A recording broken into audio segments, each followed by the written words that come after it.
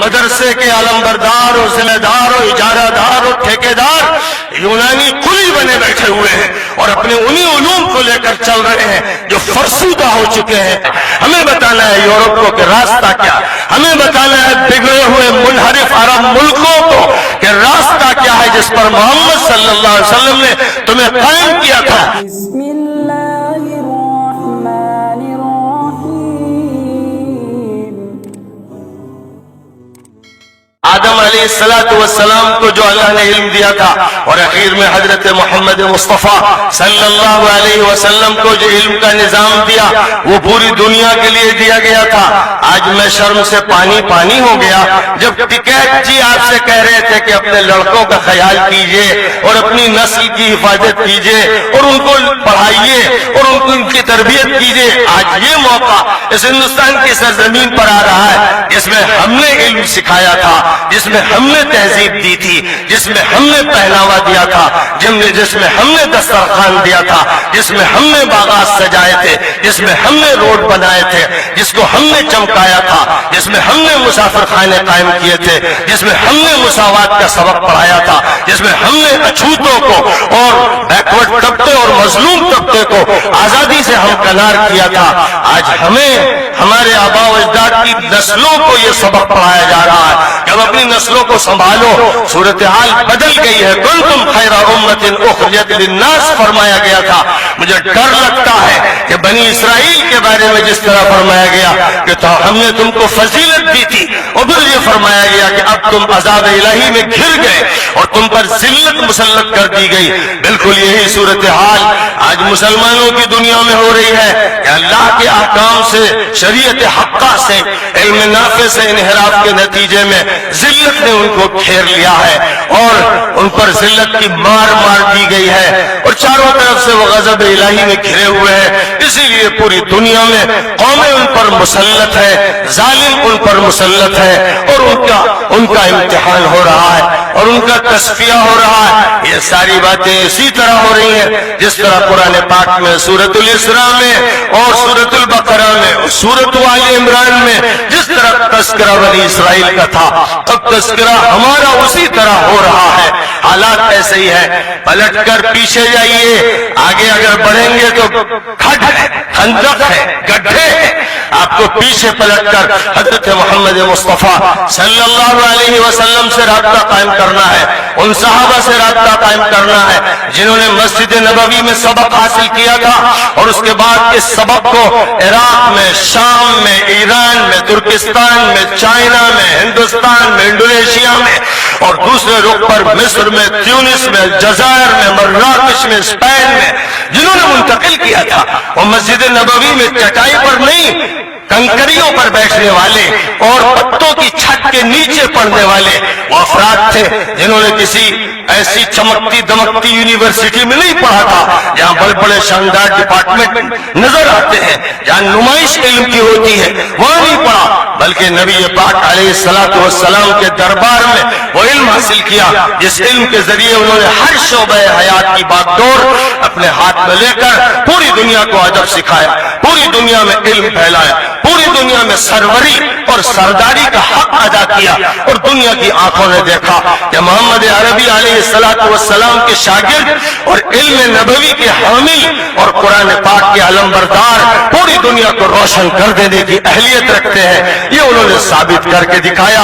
میں نے کہا تھا صبح بھی کہ اس ملک میں 1200 سال تک مسلمانوں نے حکومت کی. اس ملک کو انہوں نے کیا کیا دیا.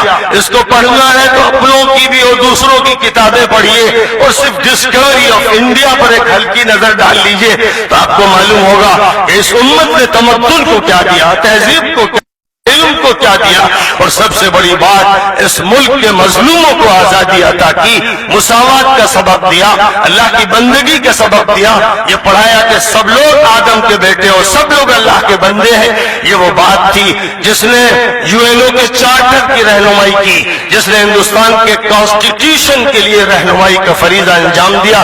اس ملک میں مسلمانوں کی وہ خدمات ہیں کہ اگر اس تاریخ کو ہٹا دیا جائے تو بس اس ملک کے پاس سوائے جہالت جہالت اور خرافات کے اور کچھ باقی نہیں رہ جاتا. اور یہی صورتحال پوری دنیا کی ہے. ایک بہت بڑا ظلم ہوا جب انگریز اس ملک میں آئے. انہوں نے مدرسوں کو ملبوں میں تبدیل کر دیا, ان پر تالے ڈال دیے, انہوں نے دارالقضا بند کر دیے, انہوں نے اسلامی نظام پر ڈکیتی ڈالی, انہوں نے لاکھوں کو قتل کیا, انہوں نے ہزاروں علماء کو سولی پر چڑھایا. یہ ان کا کردار ہے. مجھے بتائیے کہ جن کا یہ کردار ہے, آپ ان کے تعلیمی اداروں سے جڑ گئے. آپ نے اپنے مدرسوں کو اس طرح الگ کر لیا کہ کالج الگ ہو گئے. یہ تو ان کا فتنہ تھا, یہ تو ان کا فریب تھا, یہ تو سحر سامری تھا. اس ملک کا وحدانی نظام تھا اور پوری دنیا میں وحدانی نظام تھا. ایک تعلیمی سسٹم تھا, ایک اسلامک یونیورسٹی تھی, جس یونیورسٹی سے مفسر, محدث, مفتی, فقیہ, سائنٹسٹ, طبیب اور انجینئر اور بہترین معمار, سیاستدان, وزراء, عمراء, منتظمین, ایڈمنسٹریٹر, ڈائریکٹر سب اسی سے پیدا ہوتے تھے. مغل امپائر کو لوگ اسی سے ملے, عباسی مملکت کو اسی سے ملے, عثمانی خلافت کو انہی مدارس سے لوگ ملے. ان مدارس کا یہ کام تھا. تو آخر کیا ہوا, کون سی ڈکیتی پڑی کہ آپ اپنے مکتب لے کر الگ بیٹھ گئے اور اسکولوں کا آپ نے اعتراف کر لیا؟ یہ انگریزوں کی ڈکیتی ہے, یہ انگریزوں کی چالاکی اور شطارت اور عیاری ہے. انہوں نے ہمارے نظام کو توڑ دیا, دو لخت کر دیا, دو نیم کر دیا. انہوں نے کرنٹ کو توڑ کر پازیٹیو اور نیگیٹو کرنٹ کو الگ کر دیا. الیکٹریسٹی بننا بند ہو گئی. دوبارہ حل صرف اس میں ہے کہ اس نظام کو وحدانی بنایا جائے اور پورا نظام اپنے ہاتھ میں لیا جائے. اس خیر امت کی یہ ذمہ داری ہے. اسکول اور کالج اور یونیورسٹی کے طلبہ مدرسوں میں آ کر علم حاصل کریں اور مدرسے اپنے اس ماضی کے شاندار دور کی نمائندگی کریں کہ انہی مدرسوں سے حکمراں, سیاستدان, وزیر, administrator, officer, commander, chief commander, ہر طبقے کے لوگ تیار ہوں اور پھر دور تازہ ہو. حضرت خالد ابن الولید کا, عمرو بن العاص کا, سعد ابن ابی وقاص کا, ابو عبیدہ ابن الجراح کا, عقبہ ابن نافع کا, پھر دور تازہ ہو جائے. ہمارے فقہاء کا, ہمارے ججز کا, علوم کے مؤسسین کا اور اس کی کتابوں کے تیار کرنے والوں کا اور دنیا کو یونیورسٹیوں کے تصور دینے والوں کا اس دور کو تازہ کرنے کے لیے اپنے اس وحدانی نظام کو پوری قوت کے ساتھ پھر واپس لانا ہے. یہ بڑا کام ہے.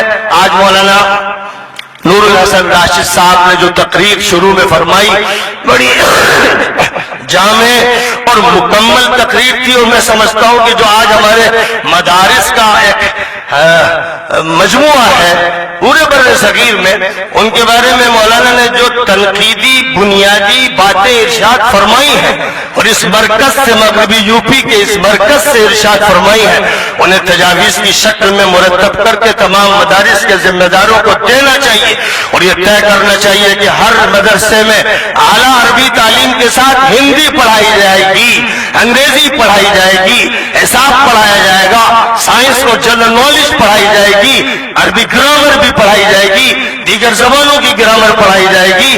غیر ضروری منطق و فلسفے کی کتابوں کو لپیٹ کر کسی گڑھے میں ڈال دیا جائے گا, اس کی تدفین کر دی جائے گی اور اس پر کوئی ماتم بھی نہیں کیا جائے گا. یہ یونان کا تھکا ہارا, بیمار, مدقوق فلسفہ ہے جس سے لوگ اپنی بیماری کی وجہ سے, نفسیاتی مرض کی وجہ سے چمٹے ہوئے.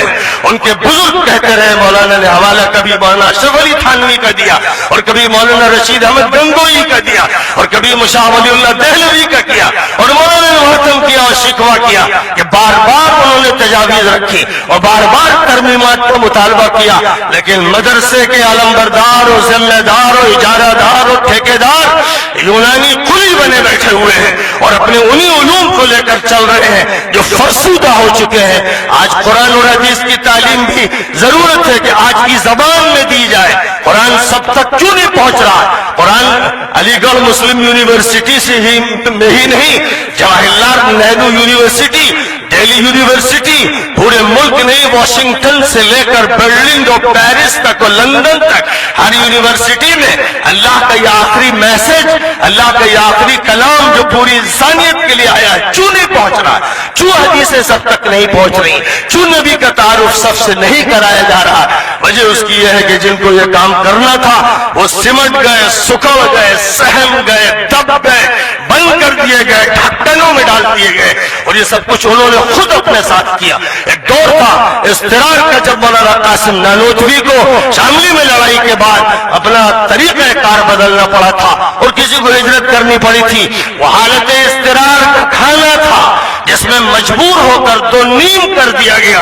جو کچھ ڈکیتی ماری انگریزوں نے ہماری تعلیم پر، جو انہوں نے یرغمال بنانے اور اغوا کرنے کا عمل کیا، اس مجبوری میں ان کو اپنے مدرسے کے باقی ماندہ چیزوں کو باقی اور محفوظ رکھنے کی کوشش کرنی پڑی، لیکن وہ دور گزر گیا، لگ گیا، بٹ گیا، پٹ گیا۔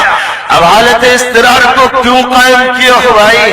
مردہ مرغی کھا کر اتنی اچھی لگی کہ اب تلاش کر کر کے مردہ مرغی لائی جا رہی ہے اور اسی کا قورمہ بنایا جا رہا۔ وہ دور بزرگوں، وہ دور اضطرار تھا، اب دور اختیار ہے۔ اس دور اختیار میں Islamic university, Islamic colleges, Islamic school, اسلامی جامعات بنانے کی ضرورت ہے کہ دنیا کے تمام عوام، تمام طلبہ ہمارے اداروں میں آئیں۔ ہم نے جس طرح اسپین کو پڑھایا تھا، ہم نے جس طرح چائنا کو پڑھایا تھا، ہم نے جس طرح ہندوستان کو پڑھایا تھا، دوبارہ ہم پھر پوری دنیا کو پڑھائیں، صحیح علم عطا کریں۔ یہ ہمارا منصب ہے، یہ ہماری حیثیت ہے، اللہ نے دی ہے، نبی نے دی ہے، قرآن نے دی ہے، اور اس میں سودے کا کوئی سوال نہیں۔ اس لیے ہم کسی طرح اپنے کم مرتبے کو تسلیم کرنے کے لیے تیار نہیں۔ ہمارا مرتبہ قائدانہ ہے، ہم انبیاء کے نمائندے ہیں، اور ہم اس دنیا میں اللہ نے جن کو قیادت سونپی ان کے نمائندے ہیں۔ اس لیے ہمیں بتانا ہے امریکہ کو کہ راستہ کیا ہے، ہمیں بتانا ہے یورپ کو کہ راستہ کیا ہے، ہمیں بتانا ہے بگڑے ہوئے منحرف عرب ملکوں کو کہ راستہ کیا ہے جس پر محمد صلی اللہ علیہ وسلم نے تمہیں قائم کیا تھا۔ آج تمہاری نمازوں کا قبلہ کعبہ ہے، لیکن تمہاری یونیورسٹیوں کا قبلہ لندن ہے، پیرس ہے، واشنگٹن ہے، برلن ہے، ماسکو ہے۔ تم نے اپنے قبلے کو بدل دیا، تمہارا کلچر بدل گیا، علم بدل گیا، تہذیب بدل گئی۔ دوبارہ اس صورتحال کو بدلنا پڑے گا اور پھر اسی طرف واپس آنا ہوگا جہاں سے سفر کا آغاز ہوا تھا اور آخری بعثت اور آخری نبوت کا ظہور ہوا تھا اور آخری کتاب نازل ہوئی تھی اور آخری شریعت آئی تھی اور آخری نظام عطا کیا گیا تھا۔